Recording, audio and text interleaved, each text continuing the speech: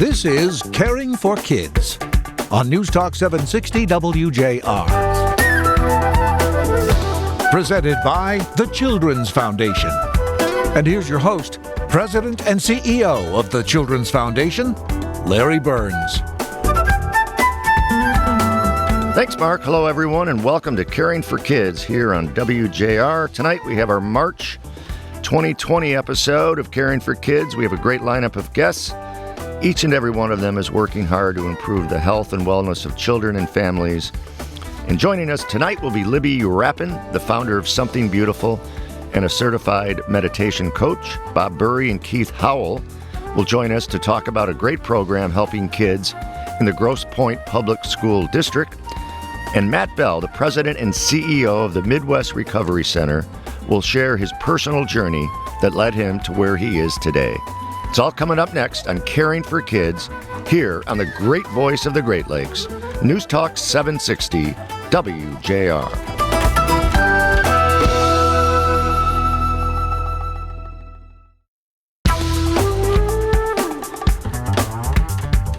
It's Caring for Kids with Larry Burns. And on the phone, we have Libby Rapin. Libby is the founder of Something Beautiful and co-founder of Oh Infinite Love and a certified meditation coach. After spending more than 10 years in human resources for high-growth startup companies, Libby is now on a mission to create awareness about the mental health crisis our world is facing. Libby uses her training in mindfulness and meditation to help people heal. Libby, welcome to Caring for Kids. Thanks so much, Larry. Well, you may know by now that mental health is one of our main focus areas of the Children's Foundation, so our conversation is very, very important and very appropriate. Yeah. And so one of the things I thought we'd start off with is tell our listeners about your journey to where you are today. I think you maybe dealt with some anxiety, depression, some unhappiness in your life that all of us at some time experience, and tell us about your journey.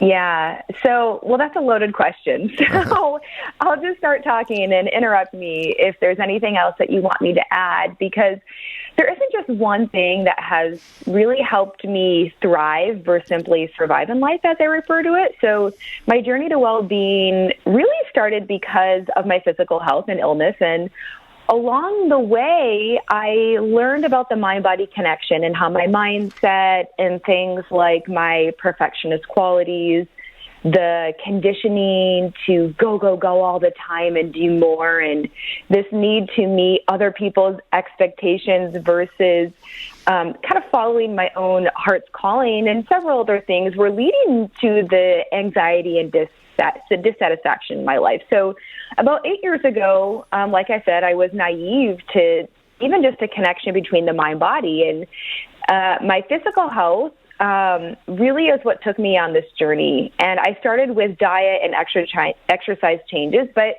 at the end of the day, it wasn't really enough. And I was getting healthier physically, but I was still feeling sad, unfulfilled.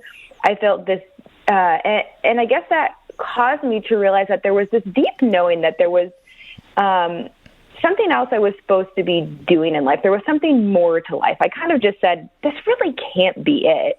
And so I had decided to treat myself through holistic health methods, which I always say synchronistically led me to healthcare practitioners who are encouraging me to make other lifestyle habit changes besides just the food and the exercise. And they started telling me to do things like say no to commitments, this idea that I needed to rest and sleep more versus I needed to get a handle on this racing mind that I constantly had. And so I really started with therapy. And when I realized this mind-body connection through those sessions, it was a game changer.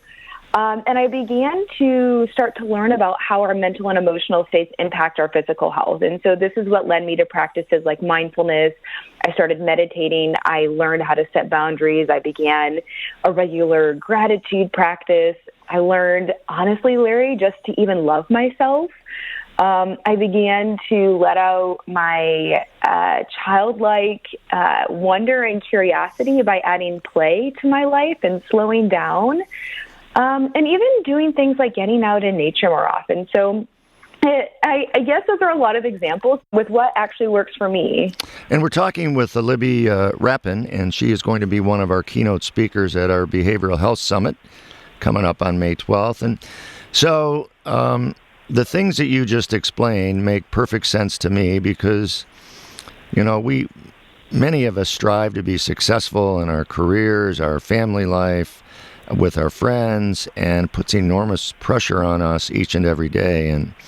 And so all the things you mentioned, I think our listeners can relate to in some way or another. And then you went above that and you created and established something beautiful. Can you tell us about that? Yeah, I would love to. So like you said, I've spent about 10 years in the corporate world leading HR initiatives, working for high-growth startups, mostly in the technology space. But my primary focus has been on building organizational well-being programs that teach leaders essentially how to cultivate high-performing habits through mindfulness and positive psychology. But my business is evolving, and so I'm actually now the co-founder of an organization called Something Beautiful that simply started as a YouTube channel. Okay. So my business partner, Lisa, and I started the channel because we wanted to start sharing positive messages. And we know that not everybody can afford to come to the workshops and have the opportunities to participate in the types of resources that we were providing. And so we were like, okay, so, let's put some free stuff on the internet. We'll just put it on YouTube. But then as we got into this work, we just realized that there's obviously huge potential to turn this into something more. So our mission now is well-being for all. And so we primarily focus on workplace programming under our Infinite Love, but we have a bit of a twist to our business model where we're a mission-based organization, and our primary focus is to bring well-being to professional settings. But every time we partner with an organization, we give back to the community, kind of like a buy one, give one model. And this is in order to get these super simple yet very effective tools into people's hands of all socioeconomic levels, ages, races, and professional And if there's somebody out there listening that might want to inquire about their own work environment, what's the best way to get a hold of you regarding that? Yeah, so our email is infinitelove@gmail.com. So that would be the best way to get a hold of us. All right, we'll post that on our website as well for people who are driving. We don't want you to write those things down. So, yeah, awesome. Thank you. Yeah, we both mentioned May 12th, our second annual Behavioral Health Summit at the Inn at St. John's. You're a keynote speaker. Can you give us a little preview on what people can expect to hear from you? Yes. So I'm so excited for this event. So I am just honored to be one of the keynotes. So thank you. You're welcome. Thank you. The main focus of the session is on providing well-being tools and techniques that will help, teachers, parents, and clinicians cope with stress that they experience while working with children in crisis. And, as well as being able to, take these tools and techniques that they can use on themselves to then apply to the children that they're supporting along their journey. So it's going to be very interactive. It is at lunch, though, so it'll only be able to be interactive to a certain extent. But again, the idea is that attendees can walk away with tools and techniques to focus on self-care. And so we have all of these other personal demands, too. So it's how do we find time to add these into our already busy lives? And so what we're going to be talking about, again, are very simple and powerful techniques that are educational but don't seem like extra work in our day. Right. And thank you. The lunch environment can be very active. Last year we had some things that were very interactive, so go for it. So don't worry about the environment. So we'll make it happen. So Libby, thank you very much. We're looking forward to May 12th. And we're going to have a full house and some great speakers led by you. So we look forward to meeting you in person and hearing even more of what you're saying. So thank you. Awesome. Yeah, no, thank you so much. I appreciate it. Okay, thanks a lot. That was Libby Rapin of Something Beautiful and a keynote speaker for our May 12th Behavioral Health Summit at the Inn at St. John's. Next, we're going to hear from Bob Burry and Keith Howell about a program in the Grosse Pointe schools that is helping kids beyond the classroom. When Caring for Kids continues here on the great voice of the Great Lakes, News Talk 760 WJR.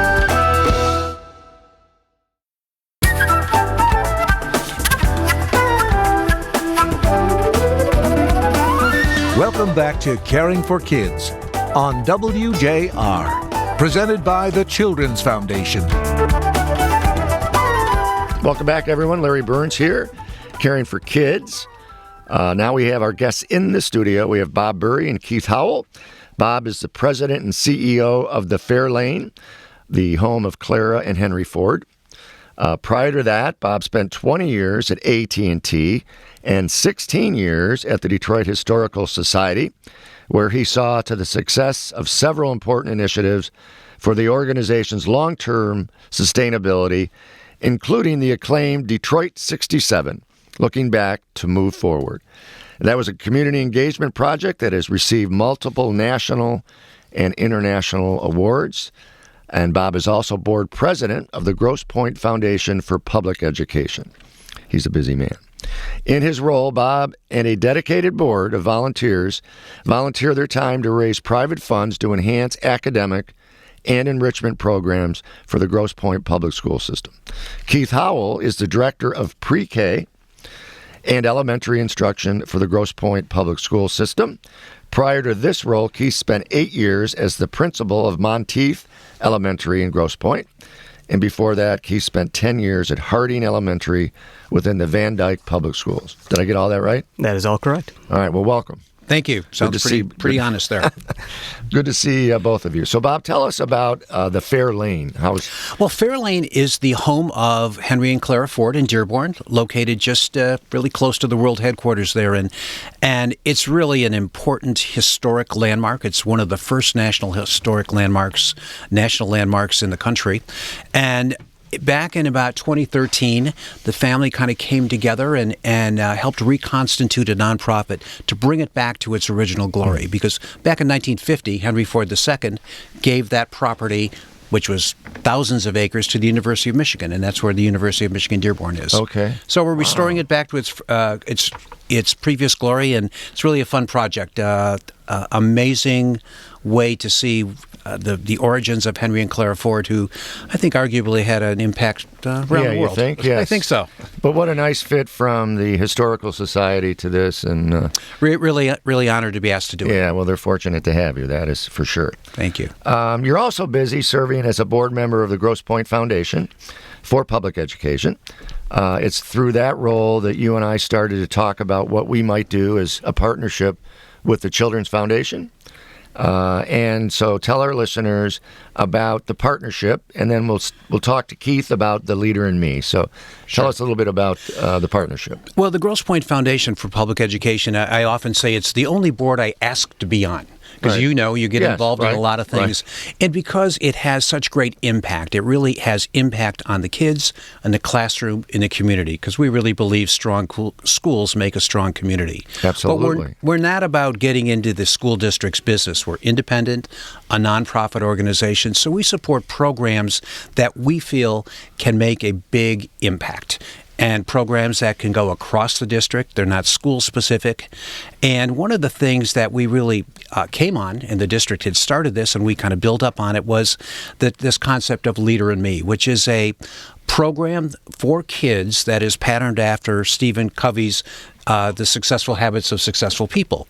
And we found, and we did some research, we found that emotional intelligence is a better predictor of academic and life success than most things. Meaning, how do you get along? How do you communicate? Right. Social skills. Yeah. And it really linked really well with what the Children's Foundation does in their focus on mental health. Mental health and mentoring kids to keep them on the path to stay in school and to have healthy lives. Absolutely. And our district, like many others, has a big diversity of students. Yes. Well, so it helps them on all I grew fronts. up in Grosse Pointe. I live there now in Grosse Pointe Park. And there's a lot of diversity, a lot of issues, and we need people like you and the foundation doing that. So, Keith, you're the person who led the journey into Leader in Me I think, right? So it was a combination of teachers, kind of a grassroots effort to get started. So yeah, but they needed a leader. It was you. So I actually brought the information to the foundation, but we actually simultaneously had building administrators and teachers that were really doing the groundwork and getting the professional training and the learning to connect Leader in Me to our school district. And when you became more aware of it, what were some of the key things that you felt were going to be important to implement in Grosse Pointe? Sure. It's really hard to pinpoint the initial attraction to the program. It started probably about 10 years ago through a grassroots effort, where groups and cohorts of teachers were getting together and going to leadership days in neighboring school districts and across the Tri-County area that were implementing the strategies of Leader in Me and implementing the program into their schools. Once we started integrating, some of these skills and the learnings that took place, we knew that we wanted to connect with the Covey Foundation and Leader in Me to really start the professional development within our own school district. So we started looking at grants. We reached out to the Grosse Pointe Foundation for Public Education, and they've been amazing support to our school district. What the nice thing about the attraction to the program is it really works on those soft skills. Taking a look at, character and career building and really what skills do we need to be successful in an ever-changing lifestyle and, to really manage the challenges that come with every single day. Yeah, and we're talking with Keith Howell and Bob Burry from Grosse Pointe, from the school foundation. So what age groups are we talking about so our listeners know? So we work as young as 4 to 5-year-old students who are in our Young Fives program in kindergarten, all the way up to our 5th grade students in the school district are accessing the Leader in Me program. I've had the great opportunity to attend town halls and leadership days within our school district, and the students are so prepared, and they're so able to articulate how the school is successful, and they're using those lens of that 7 habits to kind of guide their success. But what's more important, not only just those leadership days and the town halls that I've been to, but when I go into classrooms and I see that this information is actually transferring to their daily practice, that's where we really see the rubber hit the road. Yeah, well, I saw the rubber hit the road when Dave Coulter, now the county executive for Oakland County, and I visited and saw one of the town halls, and I think they were maybe 2nd graders, or they were little, and they were awesome. They gave speeches. They did. They were organized. The teachers were smiling from ear to ear, so proud, and that's what sold me to come back and say to Bob, let's put together a proposal. And then we worked with the grant folks at the Children's Foundation, and this is exactly what we're trying to do, is to help children from all diverse backgrounds have a fair chance to develop social skills, leadership skills, self-esteem, resilience, so that they can be successful. So it was a natural for us once we saw what was going on. Well, and it's a great opportunity to have an impact on the culture at the real base level. People always talk about systemic change, and how do you change the whole profile of the educational process. And it, just as Keith mentioned, and Larry, you witnessed, you go to these schools, you'll have a discussion, and one of the things that I'm so impressed with is, well, let me understand your point of view before we decide. That kind of thing. That's a very conciliatory A young thing. person saying A young person saying that, as opposed to perhaps some of the more aggressive type of interchanges we see in a lot of areas. We could have certainly used this program at my high school. Absolutely. We're seeing a lot of the skills transferred to the home as well. So we have parents coming back to us on a regular basis, letting us know that their kids are teaching them the 7 habits. Yeah, I heard that. That is just awesome. So you talked a little bit about some of the noticeable results you're seeing in the Leader in Me. What other trends are you seeing in kids today? We hear about so many issues about depression, suicide. Grosse Pointe's had their fair share of that, unfortunately, as most school systems. Addiction, even getting into a younger age group that we hear about. So what are you seeing, and more importantly, what can a foundation like the Children's Foundation do to help you, Keith, as a educator? And so that's important to know. Yeah. educators are so focused on the academic success of students, and that's what really drove us to Leader in Me, was knowing that we needed those soft skills to really support and build resiliency in kids. And what we really see is that students need to feel safe at school, they need to feel loved and important, and more importantly, they need to feel those things outside of school as well.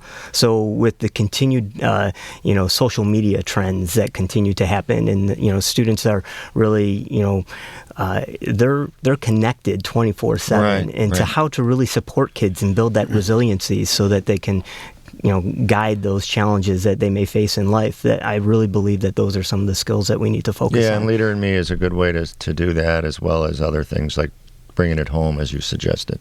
Bob, anything else your foundation is doing in this arena? Well, I think you go back to the origins of why the foundation exists. I think in every community, in every school district, public, private, or otherwise, there's always a need these days for something supplemental, because the world has changed, and certainly our taxes, and Larry, we pay good taxes, don't support everything that need to be done. And so the idea of an independent foundation was born out of that need to make sure that we could continue to do above and beyond programs that really resulted in excellence. Yeah, and one of my bosses, Fred Minturn, I know Fred. Was the one who connected us originally a couple of years ago. That's right, and I'm still connected with Fred on other things as well. But I think the other thing that's really commendable, and to commend you, Larry, personally, is the Grosse Pointe Foundation has raised about $3.5 million over 12 years.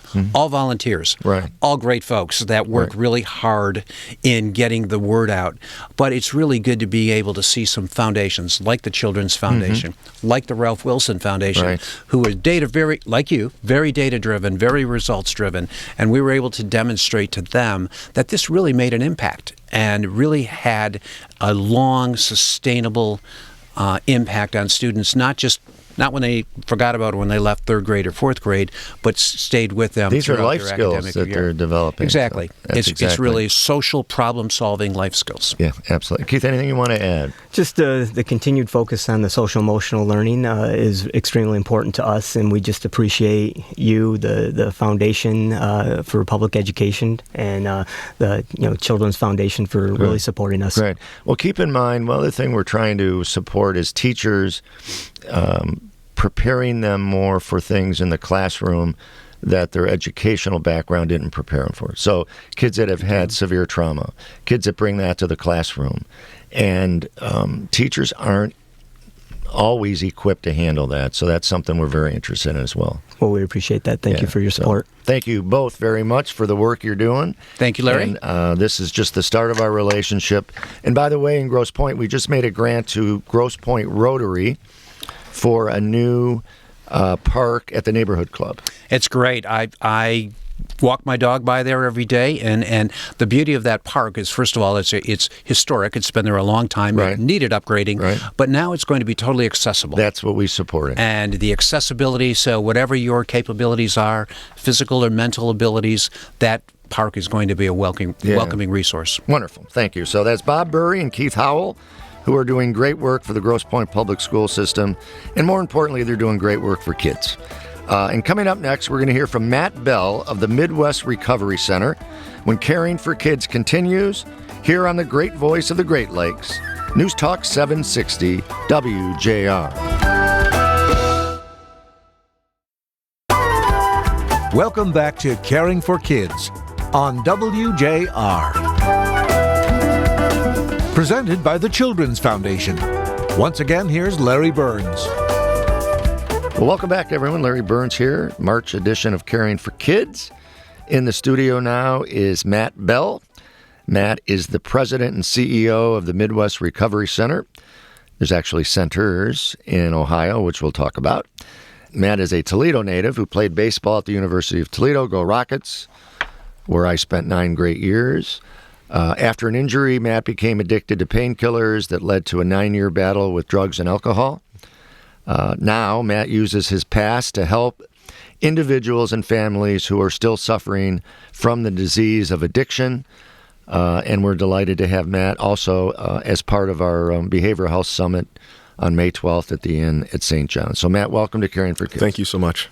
Glad it's great to meet you. Likewise. I watched your video and feel I know you already, but now I actually have met you in person. And so you've had a very interesting journey to get to where you are today. To say the least. To say the least. And I think it's really important for our listeners to hear about some of that journey so that they put into perspective where you are today and what you're doing. Sure. So I'll give you the Cliff Notes version for time's sake. I was raised in Toledo, went to great schools, great family. I was a good kid. Yep. Good home, no trauma, abuse, neglect, drugs, alcohol, straight A's, private schools, sports. Did you go to St. Francis? I went to St. Francis for high school, yeah. Great. Yeah. Right next St. to you, Jerome's too. Yep. for middle school and grade school, and I broke up with my first girlfriend because she smoked a cigarette. Like, that's the kind of kid that I was. I was very, very straight edge, and got to high school, and really everything just changed because I don't know, just peer pressure. Peer pressure is such a large contributing factor. There's so much influence on our youth nowadays to be something or someone. I always tell people that my first addiction was your approval. Right. And I just started to do dumb things that led to more dumb things. And, never any consequences for anything that I did in high school. I got away with everything, which, why change if there's no consequences? Right. Got to college on a full athletic scholarship. And so you had a very good baseball career in high school. Yeah. To get an offer at UT. Yeah, actually, so I graduated St. Francis with a 4.0. Okay. I played 3 sports. I had offers for football and for baseball to go to college, and chose to stay in Toledo and play baseball. I love the city, and I just wanted to stay home. Yeah. So, well, being scouted by 3 major league teams my freshman year, hurt my shoulder going into my sophomore year, and was prescribed Percocets. I got 90 Percocets after a minor outpatient surgery, which they don't do that anymore. Right, thank goodness. But in 2006, they did, and I became physically dependent on those medications very quickly. Again, long story short, dropped out of college. Pills became very expensive, switched to heroin, and the next 9 years of my life was homelessness and jails and institutions and treatment centers and overdoses, and turned into somebody that I never thought that I would. Mm-hmm. And I think I saw on your video that you were in 26 rehabs? 28. 28. But who's counting? Right. You were. Yeah, right? Yeah. And so for some way, somehow, you had the resilience to get well. Mm-hmm. Can you tell us a little bit about that journey? And if somebody's out there listening, struggling themselves or a loved one, what was the main thing that helped you get to where you are? I was homeless at this point. My family had gotten to a point, it was a process for my family too, to understand what the difference between enabling and supporting is. I always knew that I could go to mom for something, whether it was a meal or a warm place to sleep or a shower or a ride, something. And eventually she got to the point in that 9th year where the answer was no to everything. And everybody around me, not just my mom, like they started to go to Al-Anon and family support group meetings to learn about the disease process and what treatment looks like and what is the best thing for somebody that was in my situation. And really their knowledge and what they learned helped raise my rock bottom to where I didn't have anything left. I called the police on myself. That was my goal. I didn't think that I could get clean. So I just wanted to go to prison. I had 3 felony warrants in 3 states. So called the police. They showed up and they were like, nobody calls the police on themselves. Right. We're not sending you to prison. I know that something else is happening here. We're going to take you to treatment. And when I got to treatment that time, it was just something I had never been that miserable. It wasn't about the overdoses and the arrests and things like that. It was about like the fact that I didn't have anybody in my life anymore that wanted anything to do with me. That hurt. Where some of the other things, they didn't hurt. They were just part of the lifestyle of addiction. Right. And I got used to those things, but I wasn't used to nobody wanting me. Yeah, so we're talking with Matt Bell of the Midwest Recovery Centers, talking about his journey right now. And Matt, you're going to be a speaker at our upcoming Behavioral Health Summit. It's our 2nd annual. Mm-hmm. It's at the Inn at St. John's. We're putting together a panel with Brian Jones. Brian is the head trainer at UT, just coincidentally, and a good friend of mine. And the Holinsky family, I don't know if you're familiar with them. Their son was the starting quarterback, I think, for Washington State, lost a bowl game, and he took his own life. Mm-hmm. They started a foundation. And our focus for that is about student athletes like yourself and about how addictions sometimes begin through injuries, and so what are you hoping to convey to this group? It'll be parents, teachers, superintendents, physicians, nurses. So what kind of message do you hope to convey there? Well, specifically for that audience, I would say, a couple things. The first thing is that if you were to go to our treatment center right now, we have about 300 patients in seeking treatment for a lot of different substances, but primarily opioids. And out of those individuals that are seeking treatment for opioids, if you were to ask them how they got started in this, it didn't start with opioids. It started with other substances first. I would say 98% of them started with marijuana. Okay. So I think that's a huge topic of discussion is it doesn't start with this. There's other things that can lead up to it. And again, if there's no consequences when those things happen, if we just view these things as normal things that kids do, we're setting them up for failure. So there's a lot that not the kids themselves need to focus on, but the families and the support people around them, coaches, things of that nature. The individuals that are in my treatment center right now for opioid use, 80% of them started with a legitimate opioid prescription and ended up on heroin. So we're not dealing with a heroin problem here. We're dealing with a prescription pain pill problem. Right. And I'm not saying that if you're taking those things that you're doing anything wrong. There's a legitimate use for those medications, absolutely. But just be careful. Yeah. Just be very, very careful with them. The dependency can happen very quickly. And just talk with your doctor. I think communication is key. Ask questions. There's so many different alternatives for pain tolerance out there nowadays. If I had a knee surgery 3 years ago, and I didn't want to take prescription pain pills. And there's so many I got through almost a knee replacement without taking anything narcotic. So there's a lot of different alternatives out there. And if you talk to your doctor and express your concerns, just learn about this kind of stuff. Ask questions. Yeah. And coaches, I assume, need to do that as well for their student athletes. 100%. As an athlete, you're going to get hurt. It's going to happen. If you're playing sports and you're playing at any sort of competitive level, at some point you're going to get hurt. Mm-hmm. So getting this information to that audience and the people around that audience is extremely important. Yeah. And so the Midwest Recovery Centers, tell us where they are and then sort of what the process is and what are you most proud of? So in Ohio, Midwest Recovery Center, we have 4 different locations, one in Toledo, one in Maumee, one in Sylvania, and one in North Baltimore. We offer all levels of care, so starting at detox, withdrawal management, which is a completely medical level of care. It's a 24/7 hospitally zoned facility with 38 beds. Individuals are coming in there actively using a substance, and our job is to get the drugs out of their system, the substance out of their system, and keep them comfortable. Step one. Step 2 is really clinical at that point. It's less medical and more clinical, and it's more of an invasive. We're getting you in front of psychiatrists and doctors and clinicians and therapists and group therapy, things of that nature. And it's a long-term model. So our model has supportive sober living with it. It's a 6 to 9 month program. We have this not only in Ohio, but we have it in New Hampshire, we have it in Maryland, we have it in Florida, we have it in Georgia, and we have it in Texas. So we have 13 facilities total with all levels of care, mental health primary as well in our Georgia facility. And one thing that I know for a fact that I'm very, very proud of is the fact that we can accept Medicaid and commercial insurances. You can. So, yes. Yeah. So it's not just for people that have the resources to support private pay. Correct. And, I was one of those people that didn't have the resources, so I know what that feels like, and I don't want other people to feel like that.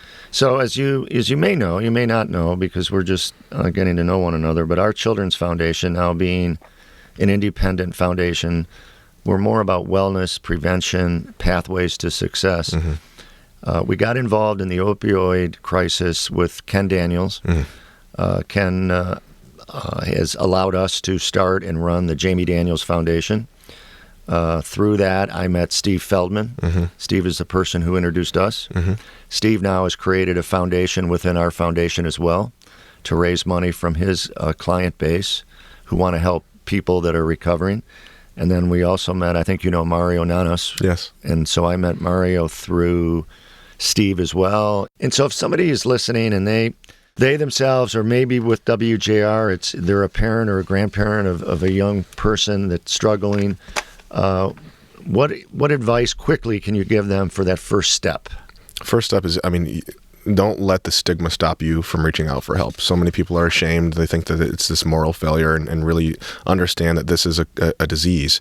whether it's mental health or the substance use disorder, you need to be looked at by a medical professional and rendered a diagnosis and given a master treatment plan.